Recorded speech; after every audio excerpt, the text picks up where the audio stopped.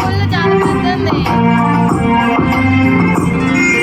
గులాబీ పువ్వు చెప్పింది పువ్వుల రాణిని నేనని.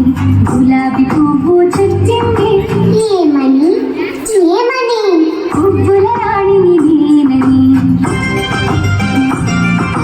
బంతి పువ్వు చెప్పింది బంగారు రంగు నాదని. బంతి పువ్వు చెప్పింది ఏమని ఏమని బంగారు రంగు నాదని. చామంతి పువ్వు చెప్పింది చలికాలంలో పూస్తానని. చామంతి పువ్వు చెప్పింది ఏమని ఏమని చలికాలంలో పూస్తానని. పల్లె పువ్వు చెప్పింది మండు టెండలో ఉంటానని.